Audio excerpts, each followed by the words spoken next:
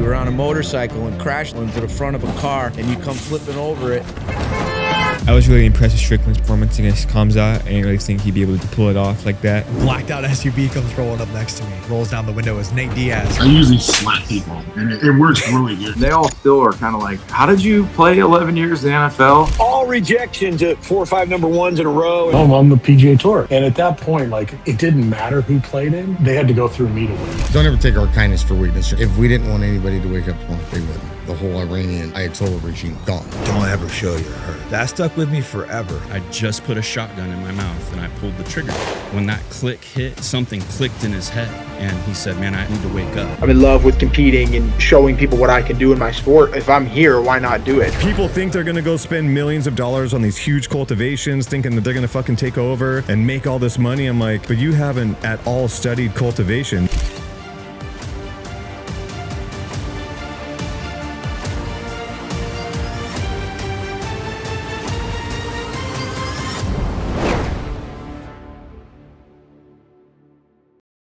I'm currently a lightweight in the UFC. Been in the UFC for pulling up on 4 years now. And, I've been chasing this dream of being UFC world champion ever since I was like 13. I mean, really, to take it all the way back, I mean, I've had this dream on my heart since I was like 6 years old. We've been talking about faith before the podcast. Absolutely, and stuff. Bro. So, me and my stepdad, we used to always watch the fights together. We'd sit on the couch and be like, oh man, imagine if that was you up there one day. And literally, like right away, I remember just being super, super young and just like, it just made so much sense. Like, oh yeah, that's what God wants me to do. Like, that's like, I'm going to be UFC world champion. And I was pulling into In-N-Out Burger one day. I was paying for I had change saved up in a Pringles jar and I was paying for In-N-Out Burgers with just change. I freaking ripped my my tire on the curb and it dented my rim and everything, messed it all up. And that was like my breaking point. I was just like, man, I've been out here freaking months, not training at the gym I wanted to. I saved up, I worked so hard, saved up this money to come out here.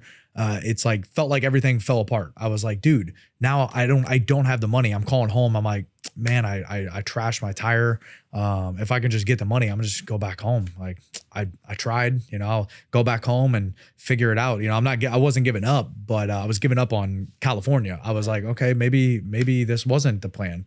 And, I was sitting at the mechanic waiting for my freaking tire to get changed. They had to order a rim and everything, fix the rim and order a tire. And I was telling the girl I was dating at the time, I was talking to her on the phone and I was just like, told her I was like, man, I'm throwing in the towel. Like I'm giving up. Like I'm coming home. I'm gonna as soon as I get this tire changed, I'm gonna figure it out and just freaking get back home. She's like, don't give up yet. You're probably just freaking out and stressed out. Just get outside, go for a walk, like go clear your mind. I'm like, I got nothing else to do. I'm sitting at the freaking mechanic. So I get out and I start walking down the street. Blacked out SUV comes rolling up next to me and rolls down the window as Nate Diaz. He's like, yo, way, bro. Yo, what are you Shut up. I fucking love that story. What are you doing dope. Walking? And I was like, man, I'm sitting at the mechanic. I messed up my tire. And he was like, well, we're heading to the new gym to go drop off a bunch of gear if you want to come with us. So I was like, bro, that's literally the whole reason I moved out here. So I hopped in the back. Actually, I got this Snapchat memory. I haven't even had Snapchat for years. And, man, actually, this is a really good point. I need to get on there and see if I can get this photo. But I remember I took a small picture from like the back seat and you couldn't even tell who it was really. But I was just like, I'm in the freaking car with Nate Diaz. Like it was the most insane thing in the world. Oh, surreal, dude. From Hillsboro, bro, to, one of the biggest fighters in the world at that time. And not only that, your journey to get there. It's like, dude. Then we head to the gym, helped him carry in a bunch of gear. It was just for mats. free. Like, yes, I'll do this shit right now. Get me in here, dude. I'll live here, bro. Yeah, I've been living out here. I'll pay you guys. The sprinkle can full of pennies. Right. But we get to the gym. I help him unload a bunch of stuff. There's nothing but mats on the floor. The gym's all tore down. It's not put up at all. It's still months away from being open. And the head coach, Randy Spence, was like, hey, thanks so much for helping us, get all this stuff in. And we're going to train here tonight at 7 if you want to come back and do some jiu-jitsu with us. And I was like, dude, that's the whole reason I moved out here. Like, I would love nothing more. So I came back and he was like, hey, good job, man. Like, we're going to be training here every night at 7 until the gym's open. And dude, that was like what saved my, my California. I know how to throw a jab. Like, I learned that day one. And it's like, dude, I always say, I use this analogy, this joke of like, me and Floyd Mayweather both have a jab. And that shit is not the same. You know, like, it's not. It's like that me being able to say like, oh, I know a jab. It's like, you know a jab. Like, what do you mean you know a jab? Because that's some scary shit. Man, it's so much more than, you know, the tough dude walking in the gym thinking like, oh, I can do this. Like, what are you talking about? I can do that too. Man, I think so. That's how my 16-year-old kid's starting to talk. And I'm thinking, man, I'm gonna have to call Uncle Joe up. So what's gonna happen? I might get my ass whipped. I don't want to do that. I was getting beat up at a wrestling tournament, and my stepdad's hollering for me, and this MMA coach seen him, and his son, he was there coaching his son wrestling. He came over to my dad. And he's like, "Hey, is that your kid?" And he's like, "Yeah." He's like, "Man, he's not that good, but man, he sure does not quit." other kid's dad. That's your like kid sucks, the most but coaching compliment ever. You know? Yeah, it's like he's man, he's a little clueless, but he's got heart. Now you go from that wrestling background. Now you're in the UFC. You can't remember what high school you wrestled in because you're in arenas now. So that's got to be, I mean, pretty wild for yourself. I can remember what high school I wrestled in. I wrestled in Hillsborough for sure. No, yours. I'm saying your first match. The CTE hasn't gotten that bad yet. It's coming. That's the future. What school was I in? No, I hope that's not the future. I hope that. Hey, pray to God, man. Yeah, pray to God, man. We'll be all right. We'll be okay. Next, we're going to talk about defense. The importance of defense. Keep your hands up, kid. Don't get old. Yeah, don't get old. Don't get old. That's been the moral of the story. Birthday happened, and I was not disciplined with my diet, and everybody got me a bunch of candy. Actually, they called me the candy man at my the gym that I was training at, because every single day I'd show up with a bag of candy and a 44-ounce soda. Side note, as a coach, I can say this guy is ripped, but he's a fat kid stuck in like X-Men's body. Yeah. Like this dude, he does look almost like an X-Men character. He gets so dude. excited when he talks Double about E food now, dude. The candy X-Men, dude. It's like, if you play this back, you saw his face light up when he started talking about what he got for his birthday. It's hilarious. It's just funny to me because now I'm like, I definitely have some like really bad, deeply ingrained bad eating habits, you know, from like, I had the worst mentality whenever I was younger. Thank God I had this mentality of like, just work as hard as you possibly can. Eat whatever you want. And I was just like, I've always thought about being undeniable. Work as hard as you possibly can and treat everybody good. And there should be nothing that gets in your way. But I also was like, I don't need to learn anything. I didn't care at all about school or anything like that. I was like, I'm gonna be the best fighter in the world. Everything else is gonna take care of itself. So I never learned about nutrition or like, you know, eating good, none of that stuff. I just thought if I showed up to the gym and worked my ass off, that God would take care of the rest. And so I would show up to the gym, 44-ounce soda and a bag of candy. And as soon as I leave, I'd go get another soda and a bag of candy. And dude, that's gnarly. Oh my God. Freaking coked out off of sugar. I'm not certain he's not doing that still. I mean, he acts like it was a thing in the past, but I'm like, I feel like the way he's talking right now, that was literally happening this morning. It might be a big gulp in his car right now. Don't go look. Don't go check. No, I don't drink. Dude, I never drink soda or nothing anymore. I love training my son, and that was cool. I'm gonna put all my gold into him, you know. And through a friend, mutual friend of ours, they asked me if I'd do like a private lesson with Evan. And I was like, you know, sure, I'll work with him a little bit. And he was like very coachable. He like listened and was very respectful and all that stuff. But when I found out that like he's not drinking, he's not smoking, he's not, you know, screwing around, he's not trying to be a celebrity, he's not, I just kept thinking like marking off all these dumb things that I did in my career. And I'm like, wait a second here. What could I do with this motherfucker? Like what kind of monster can I make out of this guy? And you know, like immediately I worked with him, I don't know, say on a Friday, and he's 3 weeks out from a fight camp, and like probably, I don't know, that following Tuesday, he was like, hey, bro, will you corner me for my fight and help me get ready for this fight? And I was like, yeah, absolutely. And like the difference and the improvement that I saw just in that 3 weeks, and then the way he went out and performed and did that fight, I was like, okay. Yeah, right. Let's see what we can do with this. And it has been an absolute pleasure ever since. I was training at Finney's MMA, and where I met my good buddy Dustin Lampros. He's the predator catching dude. I don't know if we talked about talking about him. Yeah, dude. yeah. Can I want to apply for that job. I would love What to. is it, dude? You seen those guys online that they're like how to catch the a ID predator, channel and type it's shit? like no, it's like YouTube or like social media clips, right? And it's like they go on these weird apps or whatever, and they pose as a 13, 14-year-old kid, and then these guys are like, oh yeah, come meet me at the whatever. Dude. So when they think they're going to meet a kid, they're going to, and this guy's there and like slaps the shit out of him, like fucks him up in the store. And I'm like, I would love, I think I could bring a little more pizzazz to the situation. I would love. Dustin doesn't fuck anybody up. He actually is like even works with the cops and everything now. Like he's like super legit, super official, 5'6" predator catchers. That's wild. He's not like slapping. I want the guy that fucks him up. Never mind, Dustin. Keep doing what you're doing, but to the other guys out there that do the fucking up thing, hit me on the ground. Catch me outside, bro. We are different. I was bullied, picked on. It was awful, but it gave me a chip on the shoulder and an ego to where I made sure I found every one of those bullies once I was 6'8", and I got my revenge on those fuckers. I bet you did. Sounds like you bloomed and bloomed again. Dang, I did. It was crazy. I usually slap people, and it works really good because I bet it does. I always strived on being in the best shape I could be whenever I fought someone. So, and I threw a lot of hands. So it was, punches and bunches. You know how it goes. You're a great striker.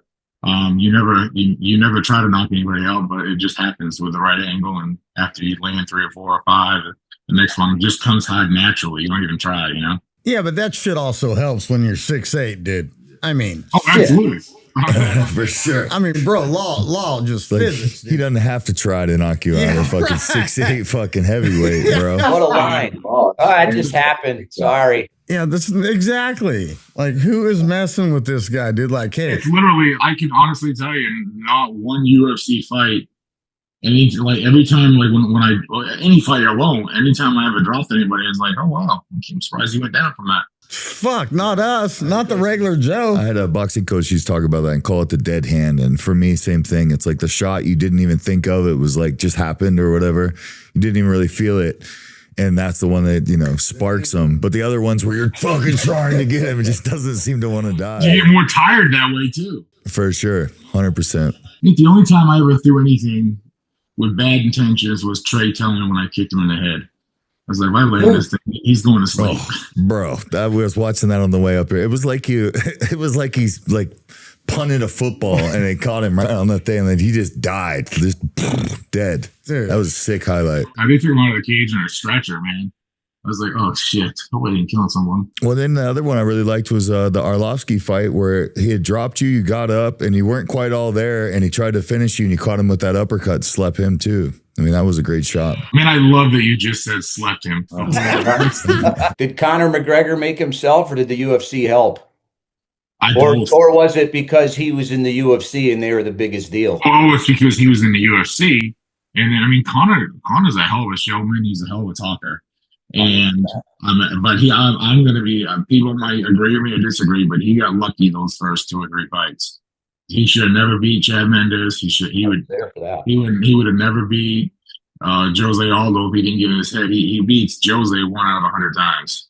But and then Eddie Alvarez, I don't know what the fuck Eddie was doing. He decided to strike with him instead of wrestling. So those 3 fights really should have never went his way, but they did. So congratulate him for doing that. And the way he talked, he predicted them, and they all just fell on his lap, and he just became the biggest. He brought these magical moments that, like you said, shouldn't have happened, and that was, I think all of us, especially Americans, like we watched like the Mighty Ducks or like you name any one of the movies we all grew up on. We got addicted, Rocky for we get addicted to this this feel good success story. It's like a feel good success story, but like this underdog's gonna make it, or this magical moment's gonna happen. Right. And for Conor, I mean, you can say what you want about him, but like when it's fight night and it's go time, he makes magic happen. You know, and how those cards played out to make it happen is another story. But fucking, it's hard to argue with that. You know. And the value he brought to the UFC after rebranding himself is fucking crazy. Well, the other side of that coin is I remember when he was getting ready to fight Aldo, and in LA, you might get a billboard for the UFC here and there. And I remember for that fight specifically, there was tour buses with Conor McGregor's face all over them. So there was definitely a huge push by the UFC to create this star. And then Conor just happened to be the guy that would fucking step up to the plate and those knockouts, like the Aldo knockout was insane. And like the Eddie Alvarez knockout was like fucking no way he did it again. You know, it's like you can't even hate on him for it. It's crazy. It's like the UFC was like, hey, bud, we're laying this out for you. All you got to do is the right thing and make it happen. And he did. I mean, when you get on a stage like that and you got a chance to make it happen, there's two types of people, I guess. One that shits the pot and one that fucking kills. There's two types of people, and then there's like one little half, a tiny percentage of people that can do that at that moment, you know? And then, you know, the Nate fight was another magical moment because everyone now had bought into the Conor thing, and he's unstoppable. He's going to beat Nate. And Nate's right there. I'm not surprised, motherfucker. You know, it's another magical moment, and that's the stuff that people are addicted to. You know, that's what I'm addicted to. Let's use that fight for example. Love Nate Diaz. He's a friend of mine. He's a great fighter, but he was never going to be a world champion. He's a gatekeeper. At best, a B-level fighter, and he fucking whooped Conor's ass, you know. And I think the second fight he did too. They just gave it to Conor.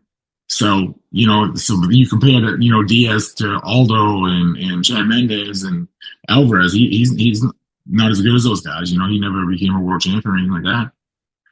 So I think that just kind of shows where Conor really was at his level, but styles make fights too, I guess, you know. So yeah, I mean, and that kind of goes back to the push too, because they could make an argument. If you look at one thing that like drives me crazy is people talk about the, which I'm probably setting myself up because I can't answer this question, but the Mount Rushmore of the UFC, like who would be your four guys or whatever, and everybody puts Khabib on there, and I'm like, if you put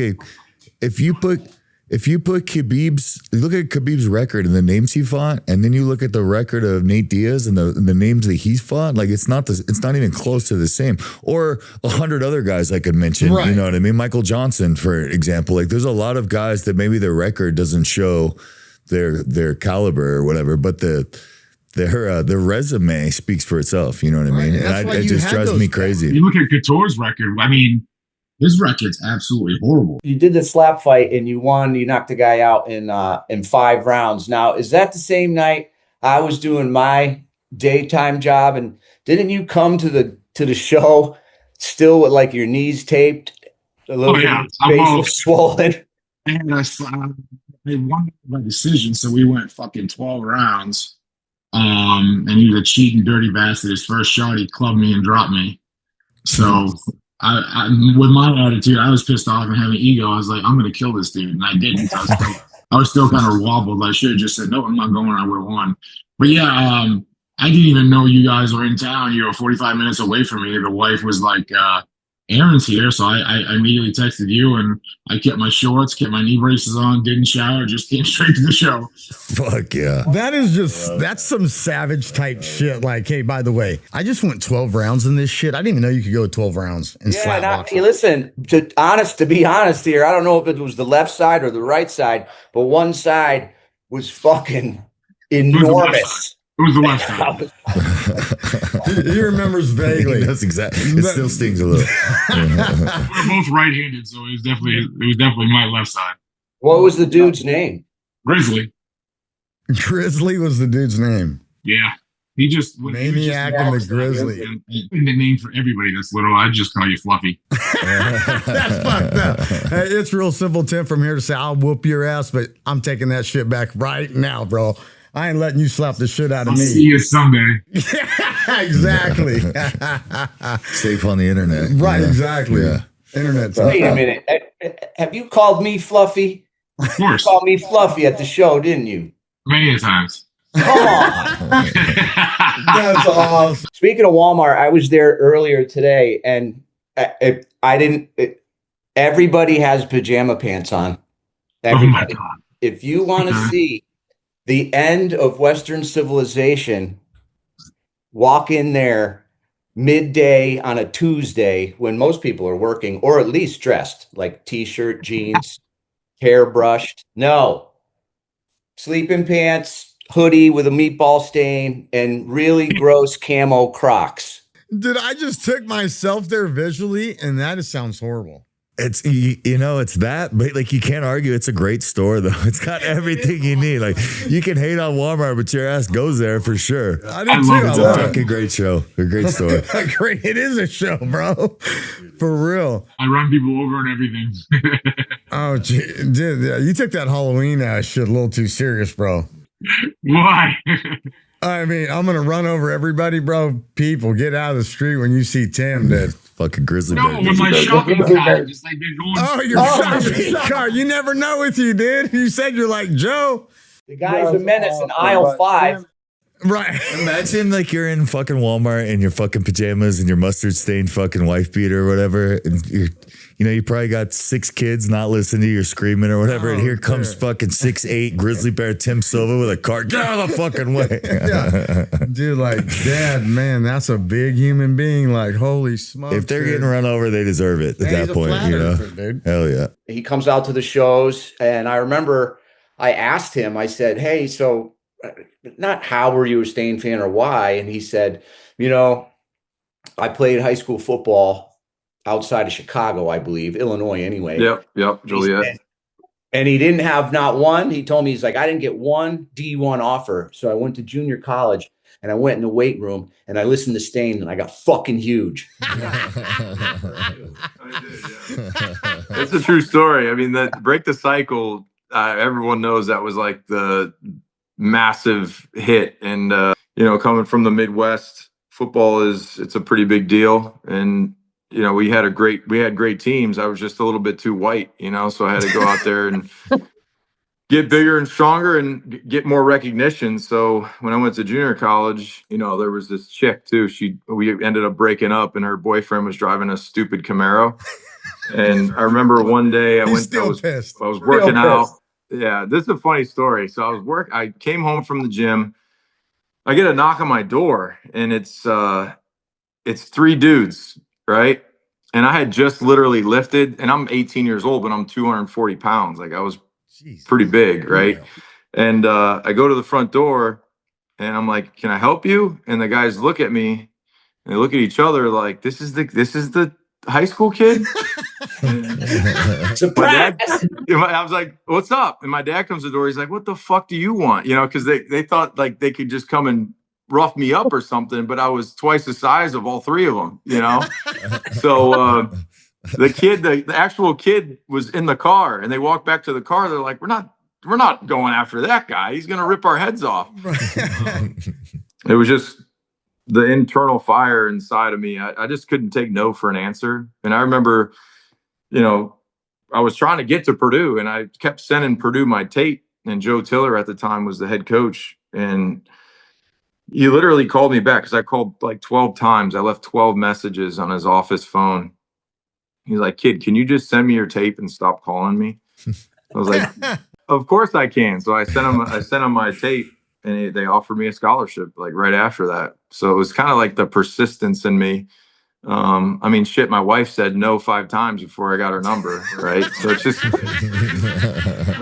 think it's just drive in myself that I've always had at a young age.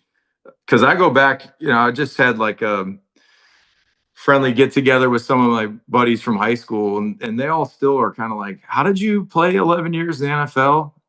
I'm like, well, first of all, I didn't quit like half of you guys. Right. I think in 2010 or 2011, we played the Giants and we lost the Super Bowl. But after the Super Bowl, Bill came up to me and he was like, hey, and he doesn't ever do this. Ever. He was like, hey, you handled everything we gave you this year, and it was pretty impressive because I played every snap of defense and I played almost every special team snap. I played almost every snap that whole year. Wow. And from that point on, he really kind of didn't say much to me. Like if I made a mistake, he would just say, "Hey, Rob," and I'd say, "I know, I got it." You know, because he knew, he was like, I could fill his plate up. I could put everything we possibly can on that plate, and it's not going to fall apart. Bill came in '08 as the president, and Tony Sperano was the head coach. And that was the year that they made the playoffs. But in '07, it was like Cam Cameron and all these idiots. You know, it was just insane, you know. And I couldn't even get on the field. I'd go ask the coach, and they would kick me out of practice for going too hard against their starters. This is some Rudy type shit. Only Rob's 6'2", 250. I thought we were playing football. Yeah, no shit. You know, some teams, there's a reason why some teams never win. Right. Like, think about it. There are teams or organizations that no matter what, every single year, they suck. They're Cleveland. Fuck. Because it starts at the top, but then there's also contracts in place. So like if you paid somebody to paint your house and they're the ones that got the money, you're not going to let somebody walk up behind them and say, "Hey, I'll do it for $5." Like you're like, hell no, I want the guy that I paid to do it. Right. It's like that around the league. Guys are either drafted high in the first or second round, so they have money behind them. They got to play. Guys get a big contract. They got to play. And it's just like hard to break into that unless you got a coach that doesn't give a shit. Like Bill would just be like, "I don't care." You know, the year that I started Adalius Thomas, they cut him and gave him like $10 million. It was because he had guaranteed money, and they were just like, "We don't care. Like we're gonna cut you because you're not paying the problem to go away." Exactly. Hey, Rob. So 2014, 2016 Super Bowl champ, correct? Yep. Was there one that meant more? Oh, of course. The first one. Yeah. Okay. So, I mean, you got to think too, with the way that my career went, you know, I got hurt, then I got cut, then I had to make it on the Patriots, kind of figured out my role, then it increased and I was a starter. The first full year of starting was 2010, which was the first year that we lost to the Giants the second time. So 07 and 2010, we lost to the Giants, right? So at that point, like 2010, it's weird because when you're young, you think you have more time. But then as the years kind of go on and you start to see like, oh yeah, like the average career is 3.2 years and I'm in my 5th year. All right, then you're in your 6th, your 7th. So in 14, I was close to the end. That was my 9th year in the NFL, you know? So for me to win that game and the way that game kind of went, it was always a tough matchup with, you know, you got beast mode, you know, Lynch out there. He's running the ball like a maniac, you know. Yeah.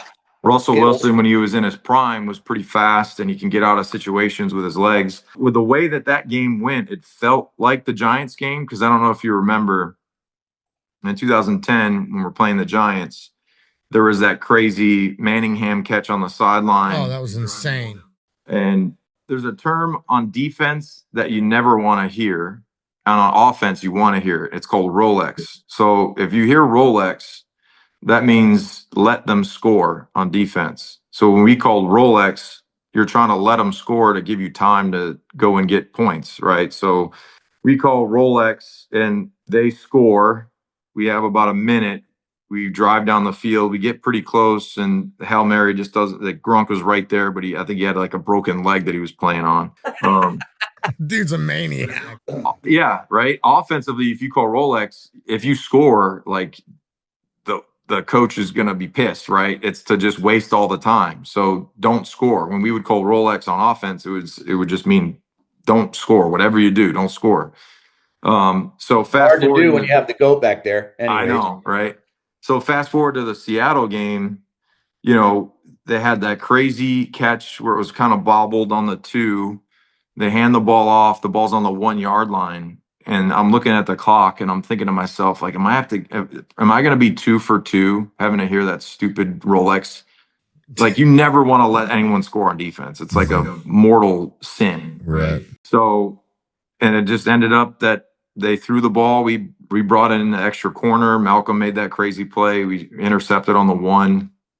And then that was insane. That was it. Insane. It away Mike Vrabel. They lost a bunch of their key pieces. Brewski retired. It was kind of like they were going for this youth movement. So at 24, it was like the perfect time for me to arrive there. It was like my opportunity. And basically that's what Bill would say. It's like, hey, you have an opportunity. I can't do anything about it. It's up to you. Like, you have to take it and make the most out of it. If you lose your job or you lose to somebody else, the only person that you could blame is looking at yourself in the mirror, because either you didn't do a good enough job or you made too many mistakes. Like, that's just the way it was. And as the years progressed, they would draft somebody to take my job.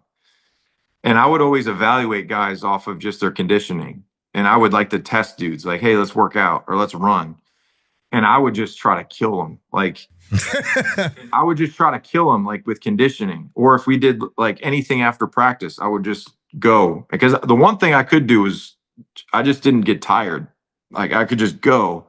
So these guys would be like drooling on themselves, like tapping out because they got a side cramp, or, sitting down because they got a cramp in their calf. And I'd be like, there's no fucking way this guy's taking my job. I will say, I told my kid this, though, this whole John Wick, because I'd never seen this shit until this last year.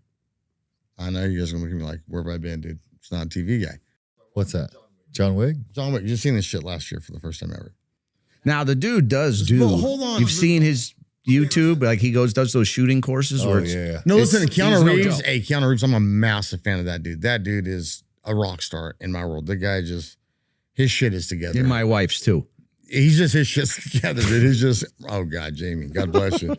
But I mean, I just love his shit. But I'm like, dude, he makes the Matrix. People start dressing in the trench coats. Remember that shit? Badass. He turns into John Wick. My first 20 minutes into this John Wick shit, I call up my son. I go, dude, get in here now. He's like, Dad, what's up? I'm like, this dude was just shot like 30 times and not one bullet hit his head.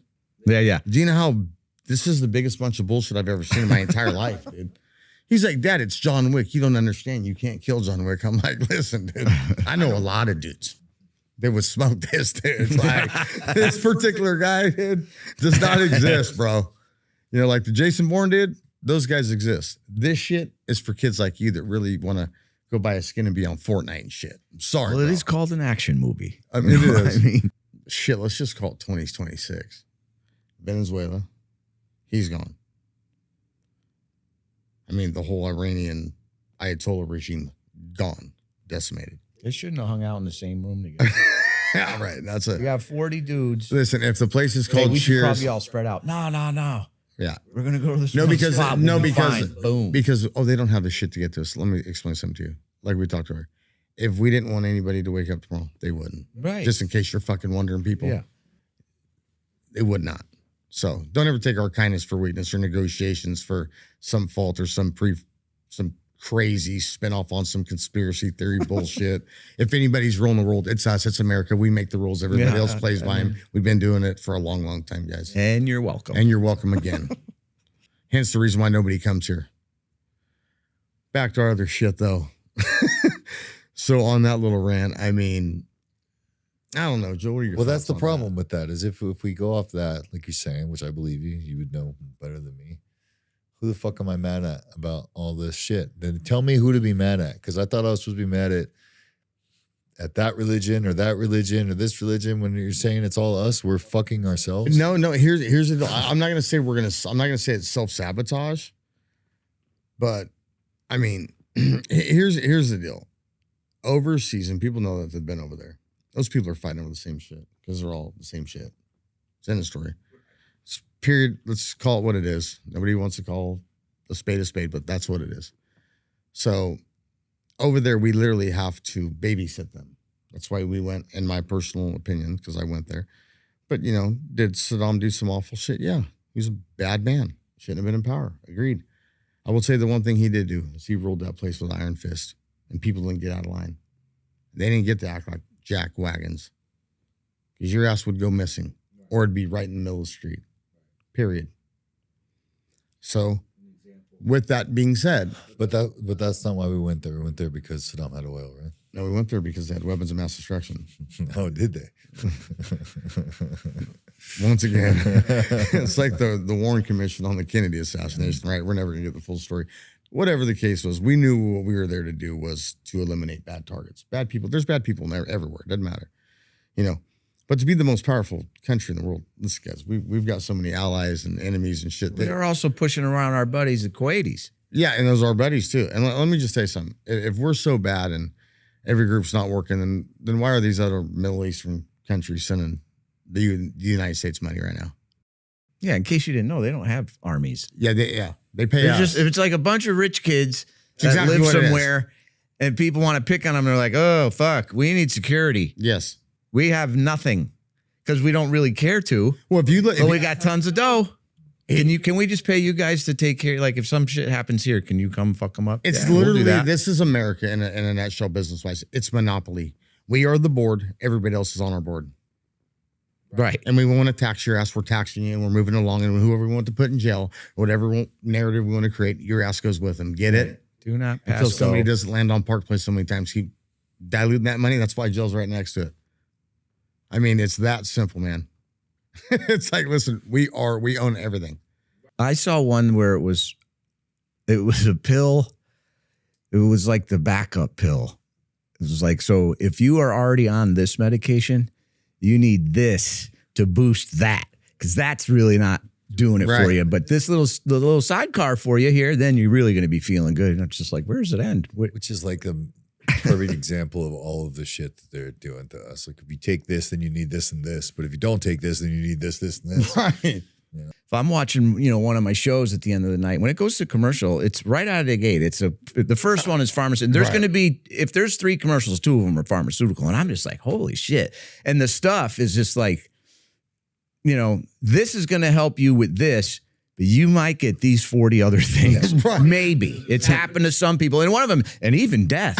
Cool. Right. Are you shitting me right now? But I think people see this stuff and now they're just the doctors these days. People don't. I don't think doctors doctor and people think they're in charge and they don't even have a high school fucking diploma. I want this. I saw the commercial for it and then that's what I want. Right. And these guys are just like, whatever, here you go. Like, and me and Pete had this conversation last night. Like, don't give me shit, dude. I will WebMD diagnose myself, dude. Totally. Have everything within 5 minutes. And then I'm spun the fuck out.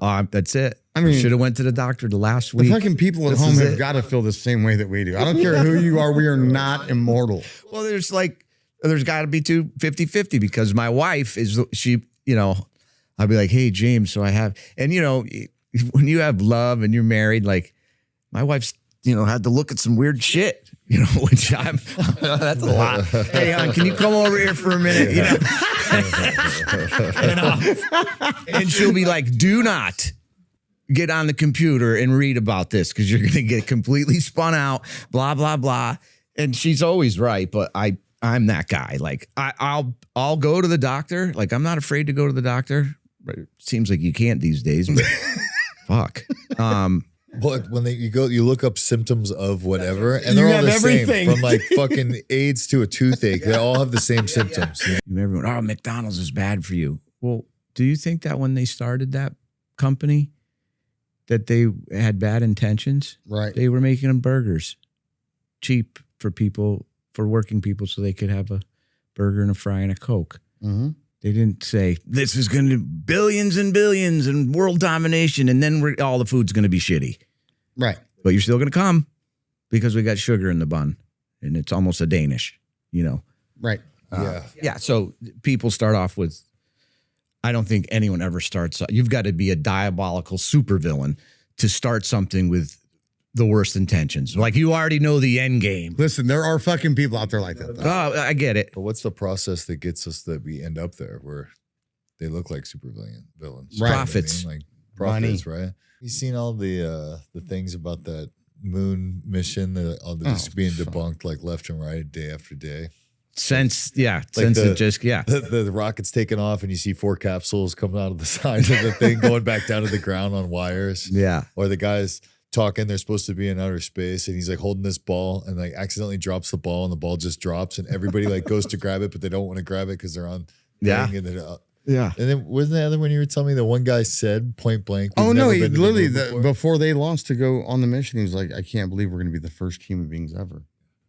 Yeah. to go onto the moon. I was like, what? Well, I've always said, listen, I don't buy that they went to the moon. And here's my proof. This new thing is part of it. But okay, so I saw a video No, but think about this. of you guys cruising around in a fucking buggy that was bigger than the capsule that you landed on the moon in. What did you guys build it there? Also, then now they're like, we're going to go, this time we're going to land on the dark side of the moon. Why? Because if you can't go back there because that car better be valeted. So you're going to go there and there's nothing and everyone's like, where's the car? But what about the footage though of the whatever was on the surface that's hauling ass going over craters? Have you guys seen this shit? No. Oh.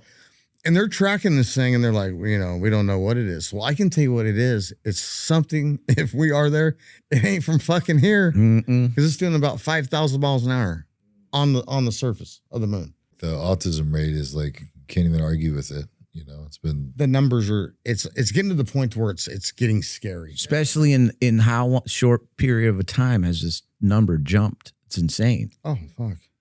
When I was in school, you were in elementary school, there was a group of kids that had the same teacher. There was probably 5, 6 of them, and they didn't have autism. They were mentally retarded, and they went to school. Some of them were functioning. I remember a kid. His name was David. He was handicapped, but he was functioning. Nobody in that room had autism. I don't even think it was a word. Right. I mean, you could probably Google when that word was in the dictionary. Like, fuck me. And you like when we have the 3 boys, every time they went to the doctor or when they were born and they want to give them 48 needles right out of the womb, my wife would be like, nope, not getting that. And the nurses would be kind of shitty about it. Jamie would shut it down or spread them out. No, he's not getting 4 shots today. We'll take that one and I'll reschedule, You can't have a little kid who's 1 year old or 9 months and he's got his doctor's appointment, already been home, and now you're going to put 3 different liquids into this little thing's arm? What are you, fucking stupid? You break. And then you find out it's for like the most ridiculous things that like the Black Plague from 1805 and fucking, syphilis, and it's like, my kid's not fucking anybody. That's what my wife said. She's like, are you nuts? He just came out. Right. He hasn't been with any hookers. Yeah. Fuck. I was with Zach Brown one day and he called, I saw him at some award show and he goes, man, we should write a song sometime. And I said, well, you tell me when. He goes, well, I'm in town tomorrow. And I said, well, let's get together tomorrow. And so he goes, well, I only got a couple hours because I'm doing a show that night. I think he was playing the Ryman Auditorium in Nashville. And so he came to my studio and we just started talking about guitar players and we started jamming Stevie Ray Vaughan. We jammed Stevie Ray Vaughan for like almost 45 minutes. We're jamming all these songs, talking about guitar players. And then we started telling jokes. And I tell the story on stage all the time. We started telling all these jokes to each other. And I'm looking at my watch going, well, shit, we're not going to write a song, Right. That's fine. And about 5 jokes in, I didn't have any jokes left. And the only joke I had left was this joke my dad used to tell. And it was, how deep is a lake with frogs in it? Just a kid joke, And he goes, what? I said, how deep is a lake with frogs in it? He goes, I don't know, bro. I said, knee deep. And he looks at me. He goes, that's not funny. I go, I know. But then he goes, it's a great idea for a song, though. And then we wrote Knee Deep, the song that he recorded with Jimmy Buffett. Come on. We wrote that song in like 20 minutes. And then he went and played his gig and he called me back and he goes, hey, I'm going to get Jimmy Buffett to sing on this song. I'm like, shit. Okay. Sounds good. One of the coolest experiences I ever had. I got a call one day from Johnny. He goes, hey, you want to come out to the house and write some songs? I'm like, yeah, sure. But I didn't realize he was talking about the house. Holy shit. The house where Skinner jammed and rehearsed and wrote all those songs, Sweet Home Alabama, Freebird, like the cinder block house where they rehearsed in. I thought he just meant come into his house. So I flew down Jacksonville. Shit. It was so cool, man. I was in there with all those guys. We had all these amps and we're just jamming. And I was like, for a minute, I was like in this dream world where it was like old day Leonard Skinner, and I was trying to imagine Ronnie being in there and just cracking the whip on all those guys to learn those solos and stuff. And I had a great relationship with those guys at that time. And I was out there riding the bus when they were touring with the Allman Brothers and getting to open the shows. And, but that moment was one of those ones I just wanted to put, you want to just get it in a bottle and go, man, leave me in here for like 5 more days. Right. 6 songs with 8 guys and Wow. just guitars flailing everywhere. But every time I looked around the room, I was just thinking about Ronnie and Skinner being created in that room and all those years ago. And it was pretty amazing. That was a good one. My brother was dating a girl by the name of Jolene Picaro. If you know the name Picaro, Jeff Picaro was a drummer for Steely Dan and Toto, and his brother Mike, the keyboard player, and their dad was a famous drummer. So I would bike ride with my brother. This is the craziest story, to his girlfriend's house to go in the pool in the backyard. Unbeknownst to me, I'm like a 12-year-old kid in the garage, the shag carpeting garage from the 70s, where bands would rehearse. Steely Dan's in there recording, getting ready to record an album. So they're rehearsing. I didn't know who they were. I was 12 years old. My brother goes, "It's some band called Steely Dan." I'm like, of course, 3 or 4 years later, I find out who they are. It's, it becomes one of my biggest influences. But that's the kind of shit I grew up around in the 70s in LA. And it was a magical time. And then in the 80s, I was around Dwight Yoakam and Los Lobos and playing in the bars and just stumbling into shit, man. That was the thing too. I would just stumble into shit and go, yeah, I can do it, and yeah, I can play bass. I didn't know how to play bass, but I got a bass and figured it out. Next thing I know, I'm on a stage and, Mick Fleetwood walks in. I'm like, oh, okay, yeah, I'm a bass player. I didn't know what the hell I was doing, but, just as a joke, I pulled out my guitar and started busking on the sidewalk. And I opened up my guitar case and I started playing What Hurts the Most, Rascal Flatts. And Aaron, of course, made a great version of it, probably a better one, I think. But I was sitting there playing the song on the side of the curb, and these girls threw a 20 in my guitar case. And they go, "You sound so amazing." And I looked up from the gutter. I'm like, I wrote that song. And they're like, "Oh, yeah, sure you did. Sure you did." Sure They you did. walked off. And they didn't know. They didn't know the difference, And that's kind of my life. And, Pete knows I'm just kind of behind the scenes guy. Sometimes I get a moment where I get to go out and shine and do my thing, which I really love to do. But I get such a kick out of being in a room and trying to just pull it out of the sky, just try to make something up out of nowhere and making it good. Like making it good, of course, is the clincher, but it's so fun. And yeah, it's turned into, man, I could sit here for hours and tell you guys stories about songs, how they got found, how they got written, and you wouldn't believe half of them. That song Gone in particular got rejected by everybody. Everybody they would laugh at me. They go, "Dude, this is not a country song." I said, "Listen to the lyric. It's a full on country lyric." And they say, "It's not going to be ever played on country radio." And then I met Troy and Eddie, and I heard Troy sing. God rest his soul, man. When I heard him sing, I go, "Man, he could sing Gone. If anybody could sing it, he could." And I played it for him, and he flipped out. And it was that moment, where Magic. like you finally landed the plane, like you're going, "Oh my God, I think I might have one here. I might get one." And then I got that one, and then Tim McGraw heard Cowboy and Me, and I went from idiot to genius in like 2 weeks in this all rejection to like 4 or 5 number ones in a row, and all of a sudden everybody going, "When we love that thing you do, Jeff." But like 3 years ago, they were telling me I sucked and to go home. And Right. Joe Schilling said something funny today. You're going to love this, Pete. Schill tells me, "Bro, he wrote that song. Dude." I was like, those are all chick songs. Those are awesome. Those are the songs I'd be listening to with my chick, bro. I was telling him, all those Rascal Flatts songs were like the breakup songs for me and my girlfriends in high school. It was our song in like middle school or whatever. It was always those Rascal Flatts. Well, and then the story that nobody will ever know is that there was no Rascal Flatts when I wrote most of those songs. I was with a guy in London, an English guy that was this producer guy, and he was trying to write some songs for some people he was producing. So they sent me over to work with him, and I wrote the lyrics for his music. Like I wrote the song These Days, I wrote What Hurts the Most, My Wish. Rascal Flatts found these songs and it became their sound. So you know what I mean? Like, so I like I said, I just write them. I just try to write them and make them the best I can for people to hear and sing. And what's happened has been, dude, you put out bangers, bro. Bangers, dude. Bangers. Just bangers.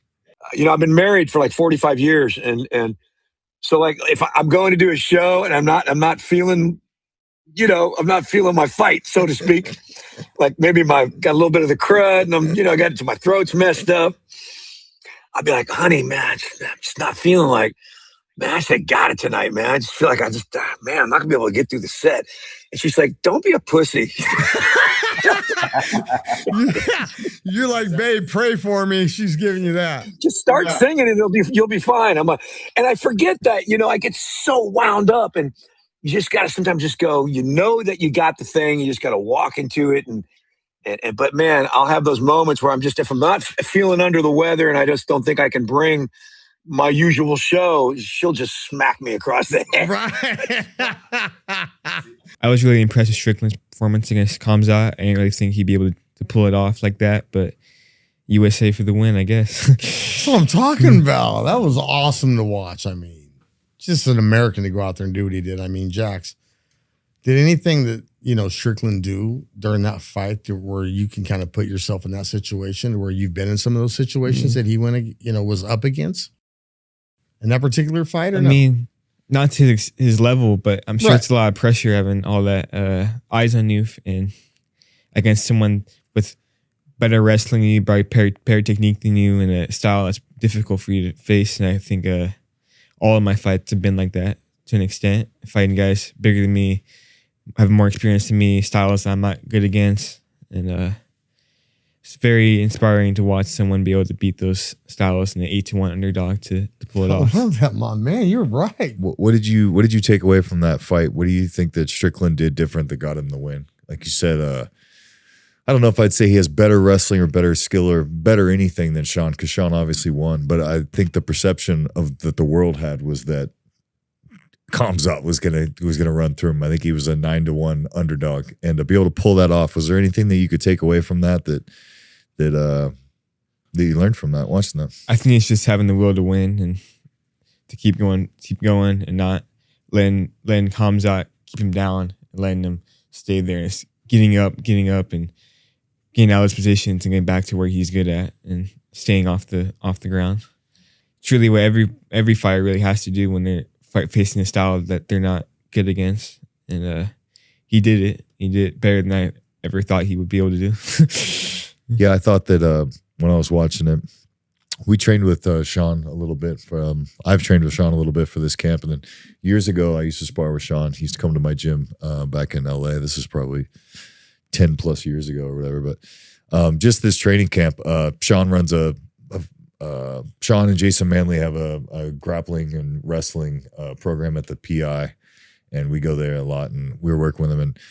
And Sean obviously is known for this outlandish, say anything and everything persona, but working with him in this last a couple weeks ago, man, he's like an incredible coach, and was like really like helpful. There was a couple things where he could have like really just smashed my ass, and he's walking me through it. And then after I was done working with him, I'm working with somebody else, and he called me back over like, "Hey, Joe, watch what I'm doing here," and walked me through it. And it wasn't at all what I expected. And I thought it was pretty refreshing to see. I know a lot of people are hating on him right now, saying that he was selling wolf tickets with all the hate or whatever. But I thought his persona after the fight was actually really refreshing, and I liked it. I think that Sean has obviously already shown his skills and his ability. I mean, after beating Hamza, he's up there with like, I'm sorry, he's the baddest dude on the planet right now. Arguably, like, you have to get him up there as the GOAT for middleweight, You have, at least in the conversation. I think it's Sylvia than him. Yep. I don't really think Izzy's there. I think Sean's probably beaten better opponents in their primes than Izzy did. What's it like being my kid, Jack? Definitely makes the fight game a lot more like easier for me to understand. I feel like I've kind of grown up in it, and I've seen all the paths people have taken, and I'm kind of desensitized to fighting now. And watching you fight growing up, I mean, I've had this feeling 2 weeks out my entire life, so I'm not even really that nervous anymore because that's just what my life's been forever. And I think my earliest memory was your fights, and it's gonna be ever since I was 2 years old. That's all I wanted to do was fight, and I can see as I'm growing older, I'm becoming the person who I've wanted to be, and you make that easier. We want our kids to do better than us, and I'd have to say this: how do you do better than world champ? Explain that. Is there another level that I don't know about? Fuck me. Yeah, I could list 100 things I could have done better or done different, or I zigged when I should have zagged, and hopefully I can keep that advice to him. He listens to me now because he's 15. He's only got 4 fights under his belt, but when he's 18 and has 35 fights under his belt, and some asshole manager is telling him, "Get rid of your dad. We're gonna make that's when we're gonna run into problems." But right now he's listening. So you said your first memory of fighting was what fight? It was a Glory 10 tournament after RM11 win in the ring. When I had you get in, you pick up the check. Or yeah, whatever? That was cool. I had this fight, and I was coming off of like a 1 year layoff. I had been knocked out twice, 2 times in a row. Lost my promotion that I was fighting for. I was in the fucking dumps, and I was fighting for like $5,000 back then. So I thought I was making money, but I was broke. And I'm like, man, what am I gonna do? And then it's been like a year off, and Glory, this new startup kickboxing promotion, this international promotion, says, we're gonna start doing fights in LA or in the US, and they gave me this opportunity for this tournament. It's a one-night tournament for like $150,000. So I ended up doing the fight. I'm like a 400-1 underdog, and I had hired this mind coach, Vinny Shorman, who I still work with, by the way, and he'd like hypnotize me and do all kinds of cool shit, but he would hypnotize me and help me overcome some bullshit I had in my mind. And part of that work that he had me do was visualization. And that whole entire training camp, I was visualizing me being in the ring with this, winning the belt, and having my kids in the ring with this giant fucking check for $150,000. Now, his first memory of fighting was in the ring for that check for $150,000. Holy shit. What were you, like 3 years old? That's insane. And I remember when I won, I had 2 fights in one night, and the second fight was against the #1 guy in the world, who was like my arch nemesis that I had been like clawing to get to the right. To He's the like Swamp Thing and shit off your face. Yeah, your worst freaking. We end up after 3 rounds, it becomes a draw. And they bring us out like, after 3 rounds, we have a draw, and everyone's like, boo. And he's like, but under Glory rules, when we go have a draw, we go 1 more round. So we have to go back to the corners to go fight again. The crowd goes like Mad Max, bananas, dude. right? What is this, a movie? And I end up dropping him in the 3rd round, and I win the fight or whatever. And when I knocked him down, there was still time. He gets up, but there was still time left on the clock, and I had like 20 seconds. And I look over my corner, and they're like, dance, run, like just circle, you're gonna win the fight, And that was when I like started coming to me like, holy shit, this is gonna happen. And then I win, and as soon as I won, I'm like telling my coach, go get my fucking kids, go get my kids right now, like go get my kids, because of this thing that I had been visualizing, this visual moment that I'd had forever. And my brother comes running down with both my kids and throws them in the ring, and that's awesome. I have a photo on my Instagram of getting this picture taken, and Jax is like, he heads like barely over the fucking check or whatever. And I think he's staring at Artem Levin, the guy I was fighting. But I'm not even care about anything else. I'm just looking at my kids like, I can't believe I created this. Like that That's moment, amazing. It was cool. But it's even cooler that was his first memory of. I know, of fighting was life. Actually, That's his oldest memory. I'm sitting with Jax, and we're talking, and I'm going through watching a couple of his videos, and he has this great great left hand he's got. And me being a left guy, we just talk our own language. But he looks at me, he goes, "What'd you think about that grown man overhand left?" And he just smokes this dude. And I was like, whoa, bro, don't put that on Instagram or nothing. That's a tricky one, buddy. But it was cool. But when you get the seed of the word sown into the soil of your heart and you water it with the Spirit of God and you fertilize it with faith, something good's going to grow. And that was my experience. So let me tell you how it happened. that fires me up. Dude. I love it. I'm 19, shooting the ball on the court. I'm like, dude, I don't even know what I believe. I had the balls to go to the coach and say, hey, I don't even know what I believe. I need to read the Bible. Thank God I wanted to read the Bible and I didn't want to read something else. You had the courage to do it. So I leave, I get this Bible. I don't even know where I found it.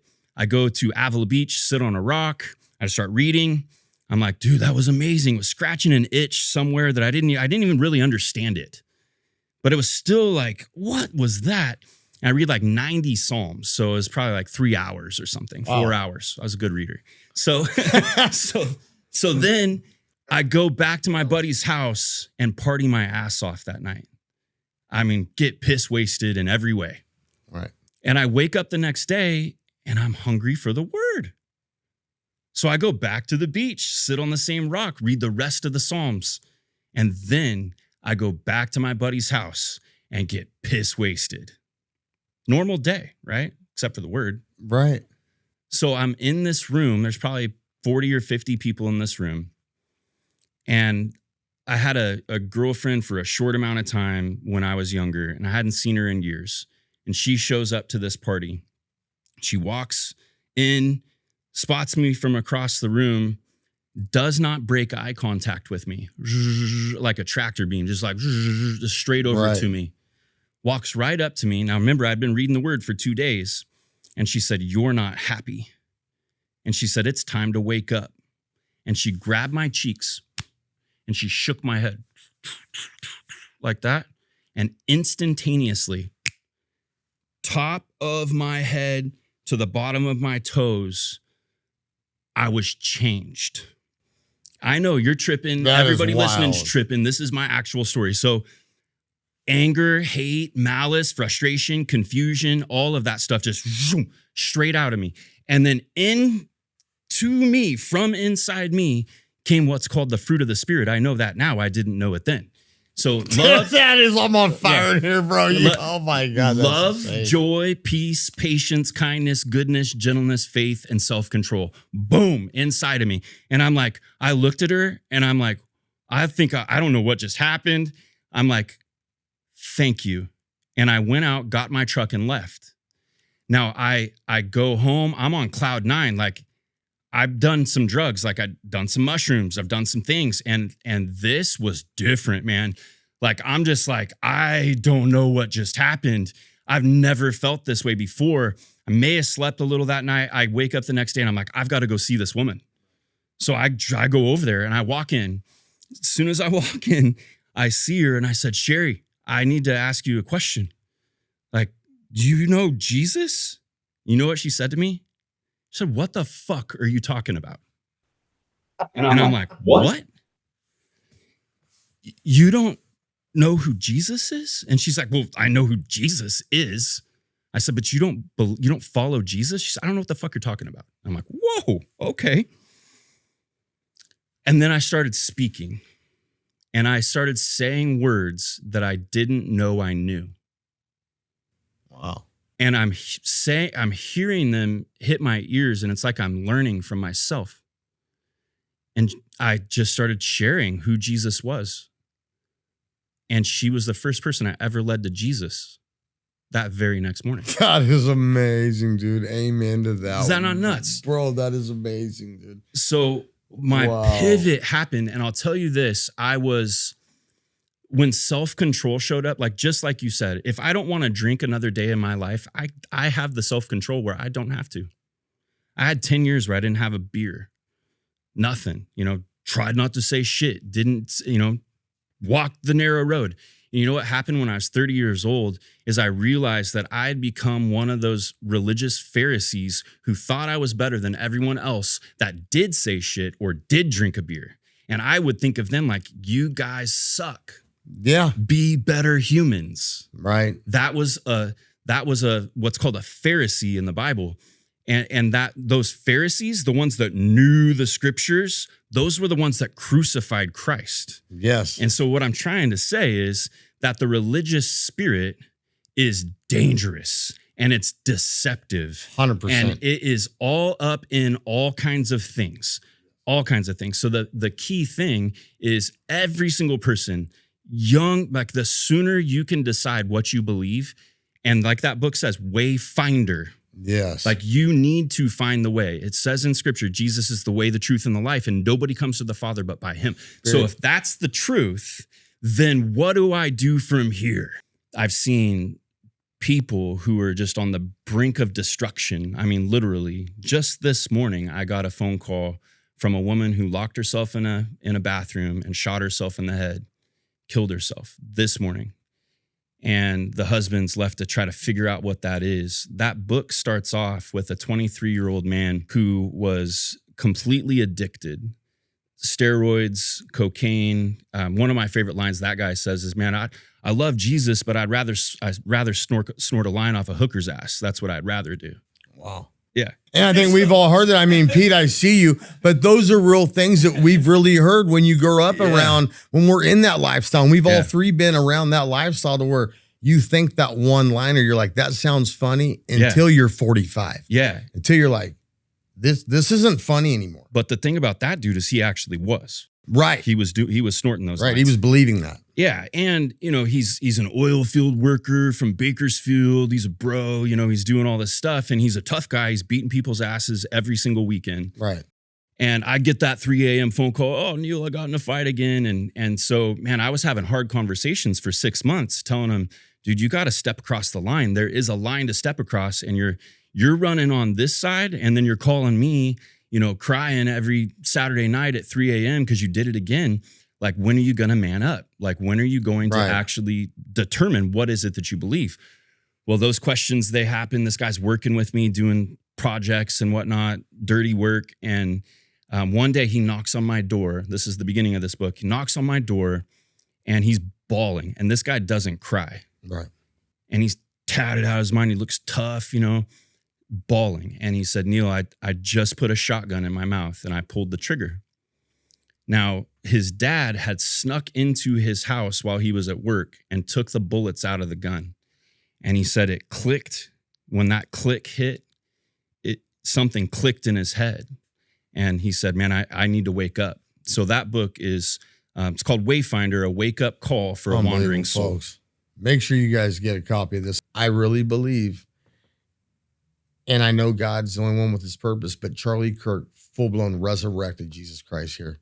In our generation, I think he's going to be known as somebody with greater impact than JFK and even Martin Luther King Jr. I agree. I think he had that kind of potential. And I know this much. When I was dying and he was going through his, just what he did, his everyday going to campuses and talking, I remember getting that call because he was one of the main reasons I really jumped back in my faith, how fearless he was about political, because as a business owner, you know, I had to take a stance too when I was in Toronto. Am I going to speak on what's really in my heart and take the ramifications of financial burdens later on? If that's what it is, you know, listen, I'm a veteran. I work my butt off. I got great people that I get the opportunity to work with. If that's not good enough for you and we believe in Jesus Christ, you know, if that's not good enough, then I'm not going to apologize. Yeah. And nor is anybody in my company and nor my kids or none of my friends. Absolutely. The end. As a pastor, you know, hey, yeah, I've been called to be a pastor. I know I've got a lot to answer to, right? I can't sit here and bullshit people. Yep. I can't be a mega church and go tell everybody to go tithe $39.95 a month and they're making, you know, the Joel Osteens of the world $140 million a year. You talk about God, you use him for profit, but 90% of the Christians in the Congo are being murdered. Where are you at, Joel Osteen? Yeah. Where are you at? Why isn't your jet there helping those Christians out? I get this phone call to go to something called the Champions Network at Joel's place. I walk in, I think there's 30 pastors there. Meet Joel, meet his wife, meet his mom. Her name is Dottie. And I was tripping, to be perfectly honest. I was like, dude, I don't want anything to do with the big machine. Like, I want nothing to do with this. But I also made a commitment that any door I felt God opened up, I need to step through it and I need to see what's on the other side of it. So I've gone and been a part of the Champions Network meetings multiple times. I'm sitting as a skeptic. I'm sitting in the front row as a skeptic. There's just a handful of us there. And Joel's literally sitting from me to you, essentially, just a few feet apart. And he starts speaking and he starts telling a story and he starts telling how he became the pastor that he is. And I'll tell you what, man, my skepticism went like quick.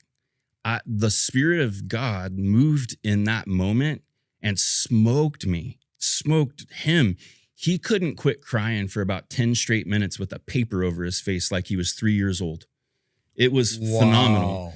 And I thought, man, then his mom comes over, and I know everybody's got their different thoughts on charismatic church. And I know that probably this audience, some people want nothing to do with church. I do want to tell you this: going to church doesn't make you a Christian any more than standing in a garage makes you a car. That's a true story. Bingo. I mean, that's a true story. That is. So I don't want anything to do with all that crazy. I know what God did for me. And it didn't happen in a church, right? So I'm in this big ass church that the Houston Rockets used to play ball in. And I'm a baller. Like, that's what I do. Right. So I'm in this thing and I'm like, man, he starts speaking. And then his mom comes over, who's probably 85 at the time. And she starts telling me the stories of how this all happened and the miracles of how this all happened. And then she starts praying for me.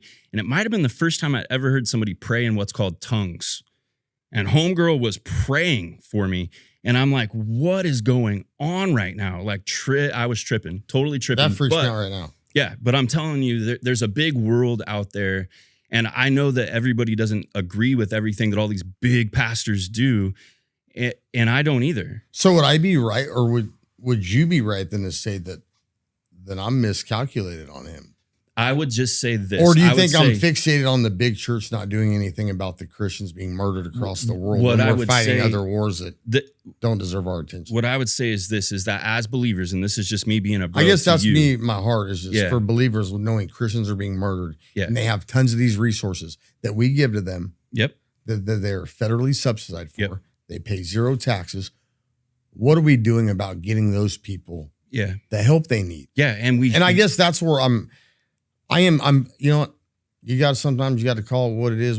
And I'm judging right now because it's very easy to judge. And I'm just thinking, maybe not as a Christian. I just know if I had those kind of resources, I would make sure that kind of stuff was stopping at some capacity. You would. And through legislation or something. We don't know all the good that comes out of Lakewood Church. We probably don't.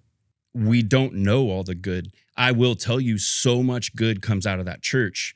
And I will tell you that Joel's rich, and I don't know this firsthand. I really don't. I've had a few conversations with him, but he's not rich because he's getting money from the church. Homeboy's rich because he writes books and sells millions of copies of those books. And he's rich, like genuinely rich. Football was my first passion. So that was definitely what I wanted to pursue. And then when it didn't work out, it was kind of next best option. You know, I'm pretty good at track, man. Let's take this to the next level. And UMass looked at me, and they have a great track and field program. They actually just joined the MAC this year.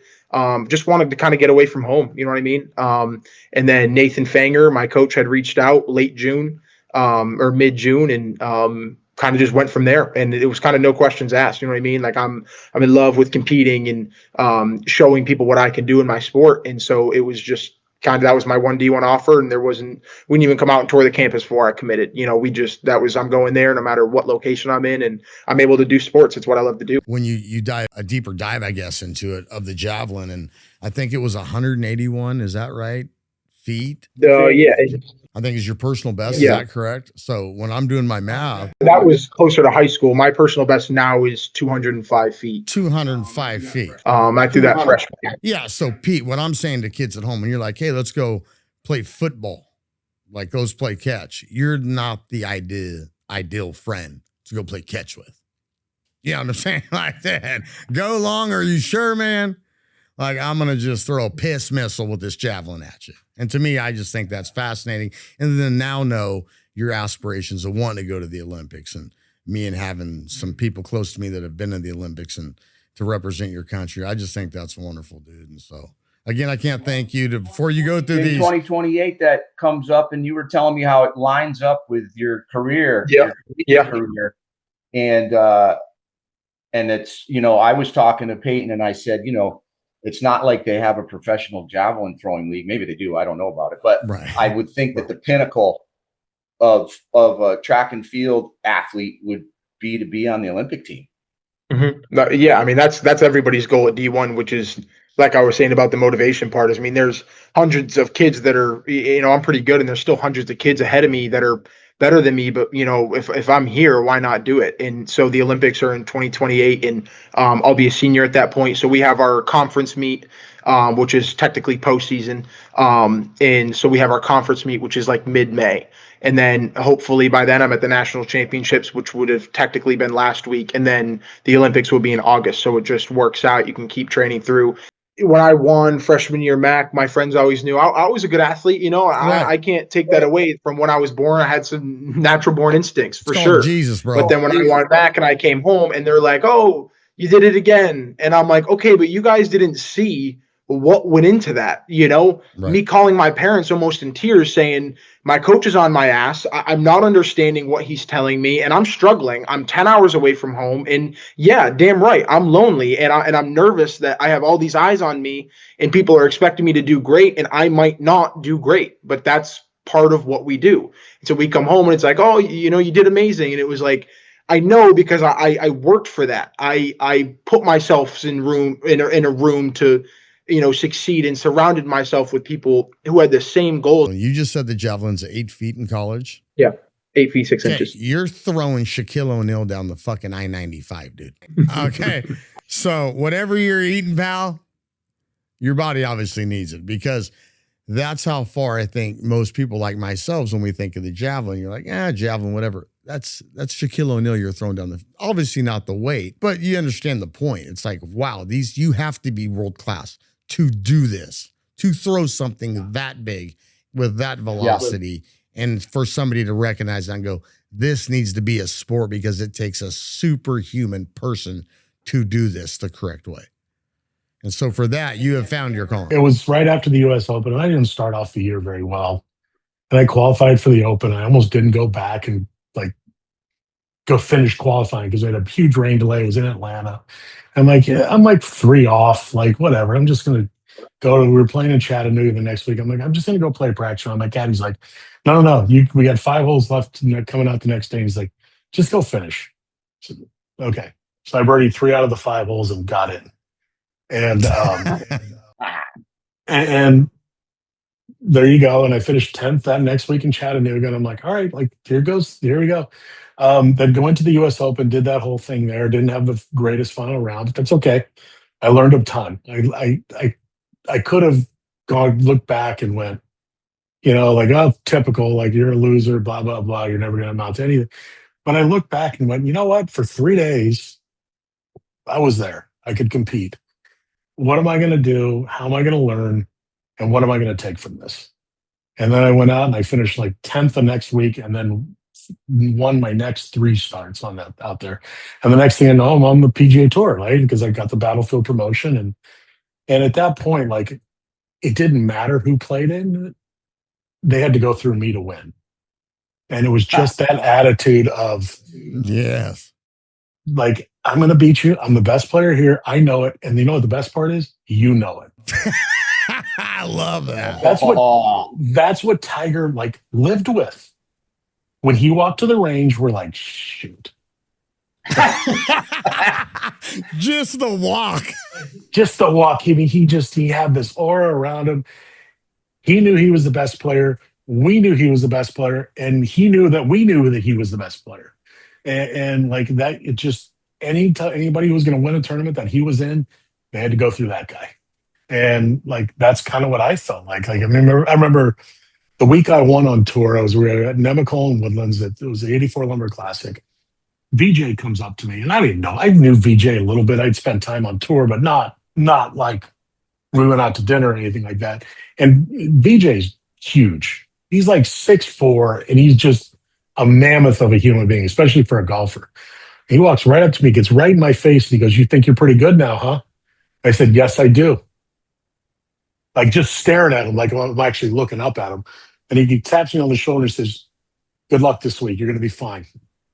And that was it. My caddy like looks at me and I'm like, "Dude, what just happened?" Like VJ was number one in the world. Like I just smack talk VJ to his face. He's number one player in the world. I think he won like eight times or something, like 10 times that year or something like that. But I'm just like, oh my God, what just happened? Like, so, but yeah, like you just have that confidence and you just like, you know what? I can beat you. I know I can. And you know I can. Now, I think the greatest, in my personal opinion, is your friend, Jason. I think the way that PJ is honoring what you've done in your career and what you giving them the information to go past the next 20, 30 years with the PGA. I mean, you're going to be a pivotal part of moving the direction of kids golf, of, you know, to the collegiate level, to every pro facet level there is now. And that's a massive job. And when I asked you earlier off camera, you know, I seen some ambassadors, you're like, no, this job was created. It's like, that's big time for somebody to create anything around one person. I mean, that's just a testament of who you are as a man. Wow. Yeah. It's very kind of you. It's as a golfer, as a former player, like you just think differently. We trespassed onto Latrobe Country Club and there Mr. Palmer was. And he's like, "Come down and watch me hit some balls." Like total bumpkins, like just like serendipitous, like silly. Like he's like, you know, he could have just been like, "Hey, get the hell out of here, kid." But no, he put his arm around me, took a picture, said, "Hey, you want to come? I'm going to go warm up. Do you want to come watch me hit some balls?" I'm like, yeah, I do. So I stood there. Yes. I mean, I got like a 110 picture. Remember the old 110 cameras? Yeah.